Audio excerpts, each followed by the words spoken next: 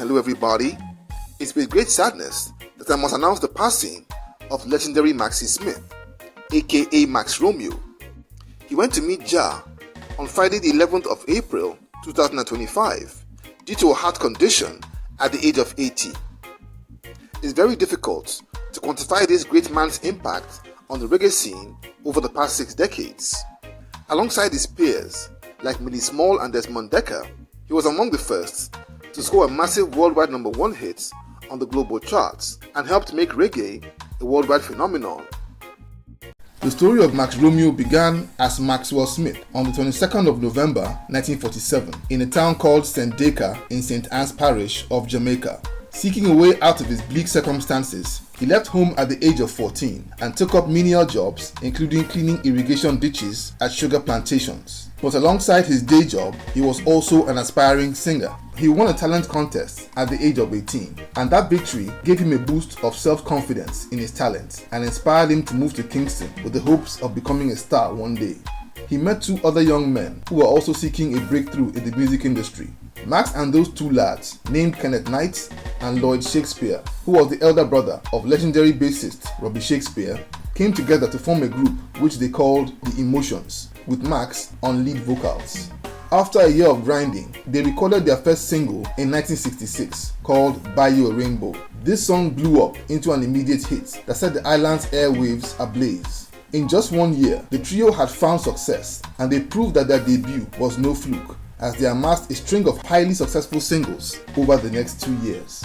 Max also co-founded a group called the Hippie Boys and recruited eventual Bob Marley and the Wailers rhythm section Aston Barrett and Carlton Barrett. By 1968, Max Smith had taken the stage name Max Romeo and embarked on a solo career.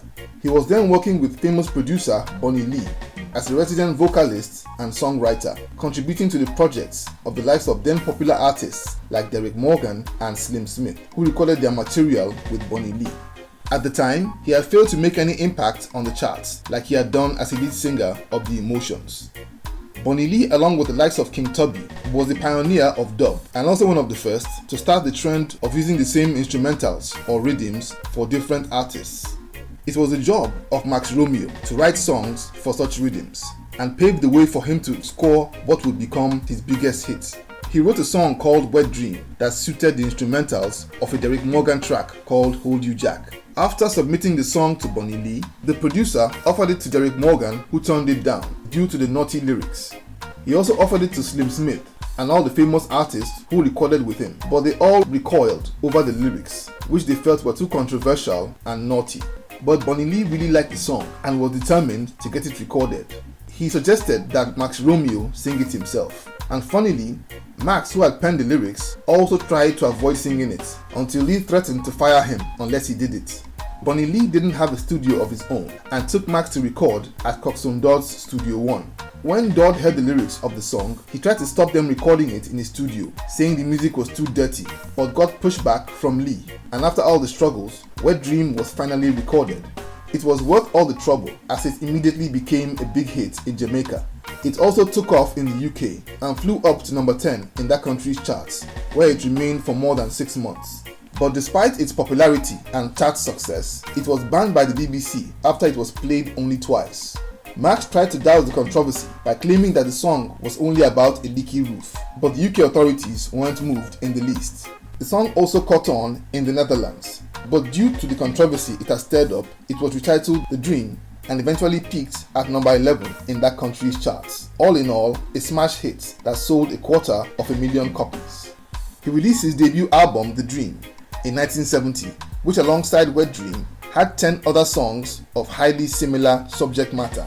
He went on to record several records for Bonnie Lee, as well as songs for other producers. But as the time came for Max to start recording singles for his next album, his inspiration has shifted sharply to more conscious topics which were politically and socially relevant. The shift from slackness was most likely a result of working with a young producer who had a strong Rastafarian foundation. This producer's name was Winston Holness, aka Nine the Observer, a fiery roots reggae producer whose 1970 track, Blood and Fire, had become a big hit in Jamaica and went on to become a roots reggae classic. Incidentally, Nine would have the same effects later in the decade on Dennis Brown and Freddie McGregor. when he produced Brown's first Roots album in 1977's Wolf and Leopard, as well as McGregor's first Roots album in 1979's Mr. McGregor. Another factor that would have fueled his shift was the turbulent political situation in Jamaica in the run-up to the 1972 elections, with political violence sweeping the island.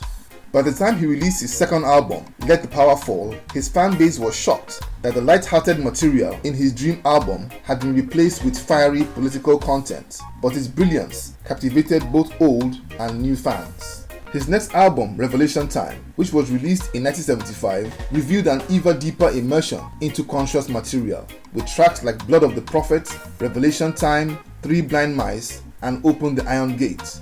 A brilliant offering that featured amazing instrumentalists that included the Barrett Brothers, as well as production inputs from Lee Scratch Perry, who produced the track Three Blind Mice. Perry and Max had been friends for some years, and his contribution to Romeo's album had impressed him so much that when it was time to record his next album, it was Lee Scratch Perry that he turned to produce it for him. Perry had not long before then opened his Black Ark Studios and was deploying equal measures of brilliance and eccentricity to create amazing, legendary sound. As Romeo was writing songs for his new album, his mood and subject matter was heavily affected by the terrible political violence that was tearing up his country. This climate inspired the song War in a Babylon. This rootsy masterpiece caught the attention of Chris Blackwell, who one day visited the Black Ark Studios and heard it playing. Blackwell was blown away and immediately signed Max Romeo to Island Records. So Romeo and Perry went to work to produce the music that would eventually make up the phenomenal War in Babylon album. In the history of roots reggae, it's one of the most radical, fiery and mesmerizing bodies of music ever put together, with a genius producer in Lee Scratch Perry and devastating instrumentals from the Upsetters band. The opening track was the menacing One Step Forward, which was an almost 4-minute roast of then Prime Minister Michael Manley and his PNP party. Michael Manley and his party had won the elections on a wave of hope, but had shown himself to be your average politician. The most popular track from the album was the landmark Chase the Devil, a song which has been sampled heavily in the years since its release by many artists including techno dance group Prodigy and US rapper Jay-Z. It's regarded by many as his best song, but strange enough, when it was completed, Max Romeo didn't want it on the album. Lee Scratch Perry insisted, and it turned out to be the most successful track on the album. Every song on the album was practically perfect and amounted to one of the greatest reggae albums we will ever hear. Despite a wonderful experience recording the album with Perry, Romeo and his producer fell out shortly after the album's release and never worked together again. Jah knows how many classics that those two would have made. It was a terrible blow to reggae music as they had unbelievable chemistry. It also affected Romeo's career negatively. His next album, titled Reconstruction, was released in 1977. It was self-produced and lacked the quality of previous albums, and of course, light years away from War in a Babylon. And in 1978, Romeo moved to New York and took a 3-year break from recording. He co-wrote and starred in a Broadway musical titled Reggae. It was a successful show, and Romeo went on to collaborate with legendary rock band the Rolling Stones, singing backup on some of their songs. And when it was time to record his next album in 1981, it was co-produced by Rolling Stones guitarist Keith Richards.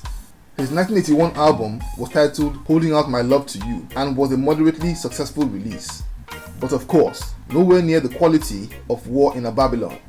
As the 80s unfolded, his new material sort of faded into the background, but despite the lack of quality new songs or albums, he was still in high demand for concerts and tours all over the world and basically toured non-stop for decades. By the 90s, his form had picked up again and released a slew of albums that rekindled interest in the new generation of fans. Over the years, he's released 45 albums in a 57-year career. His last album, titled World of Ghouls, was released in 2021 and still packs a punch with hard-hitting lyrics and emotive vocals. But for all his impact, the man never really reaped the financial rewards as he should have. And after he retired from touring a few years ago, he spent the last 3 years of his life challenging the record companies to do better. The great Max Romeo has run his race and has gone to meet Jah, and may his soul rest in perfect peace.